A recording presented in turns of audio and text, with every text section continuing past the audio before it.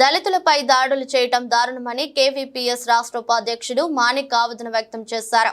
కోహిర్ మండలం బడంపేట గ్రామానికి చెందిన నర్సింహులు మృతికి కారణమైన వారిపై చర్యలు తీసుకోవాలని డిమాండ్ చేస్తూ కలెక్టరేట్ ఎదుట గురువారం ధర్నా నిర్వహించారు. ఈ సందర్భంగా ఆయన మాట్లాడుతూ రోజు రోజుకు దళితులపై వివక్ష దాడులు పెరుగుతున్నాయని ఆరోపించారు.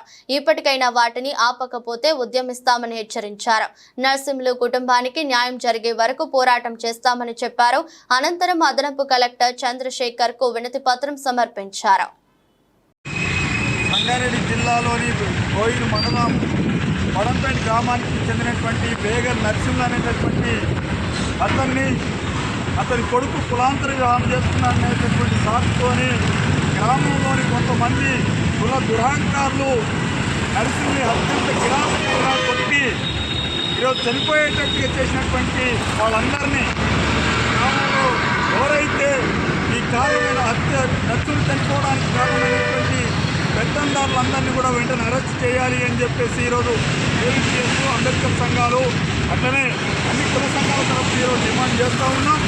చాలా దుర్మార్గమైనటువంటి ఘటన. ఈరోజు సమాజంలో ఈరోజు కులం లేదనేటటువంటి వాళ్లకు ఈ ఘటనే కన్విక్కి జరిగేటటువంటి పరిస్థితిలో ఉంది. ఈ ఘటన ఈరోజు 1వ తేదీ నాడు కులాంతర వివాహం ప్రేమించి పెళ్లి చేసుకొని కులాంతరం వివాహం చేసుకున్నాననేటటువంటి సాకుతోని 18వ తేదీ నాడు గ్రామంలో లైట్లను బంద్ చేసి గ్రామం ఊరి చివరను తీసుకొని వచ్చి ఆ నర్సులు అనేటటువంటి ఆయనను అత్యంత కిరాతంగా కొట్టి చెరుకట్ట మీద పడేసిపోతే తెల్లారి వరకు కూడా అక్కడే ఈరోజు సజీవంగానే శవమై ఉన్నటువంటి పరిస్థితి ఉంది. చివరికి ఆ నర్సులను తీసుకొని పోయి ఇక్కడ సంగారెడ్డి హాస్పిటల్ తీసుకొస్తే ఇక్కడ పండుగ పోతే ఉస్మానియా హాస్పిటల్ పోతే 26వ తేదీ నాడు చనిపోయినటువంటి పరిస్థితి ఉంది.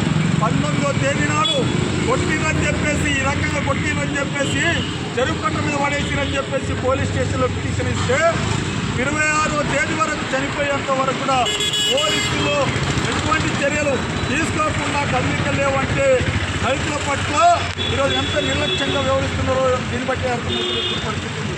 ఇప్పటికీ కూడా ఈరోజు ముక్కుమ్మడిగా ఈరోజు ఒక 10 మంది దాకా కలిసి ఆ నర్సింహుల్ని అత్యంత కిరాతంగా కొట్టే కేవలం 3 మాత్రం మీదే SC ST అట్రాసిటీ కేసు పెట్టి అటెంప్ట్ మర్డర్ కేసు పెట్టి 3 మాత్రమే అరెస్ట్ చేసి కీలకమైనటువంటి వాళ్ళు ఎవరైతున్నారో ఈ మొత్తం ఈ ఘటనకు కీలకంగా వ్యవహరించినటువంటి సూత్రధారులు ఎవరైతున్నారో దయానంద్ మరొక 5 మందిని వాళ్ళను వదిలిపెట్టేటటువంటి కేసు నుంచి పక్కకు నెట్టేటటువంటి ప్రయత్నం ఈరోజు పెద్ద ఎత్తున జరుగుతున్నటువంటి పరిస్థితి చాలా దుర్మార్గమైనటువంటిది. అందుకని మేము అడుగుతూ ఉన్నాం, ఈరోజు ఎవరైతే నర్సులు హత్యకు కారకులైనటువంటి సూత్రధారైనటువంటి పట్ల దయానంద్ని అరెస్ట్ చేయాలి, మరొక 5 మంది ఎవరైతున్నారో వాళ్ళని అరెస్ట్ చేయాలి అని చెప్పేసి వాళ్ళు డిమాండ్ చేస్తూ ఉన్నాం.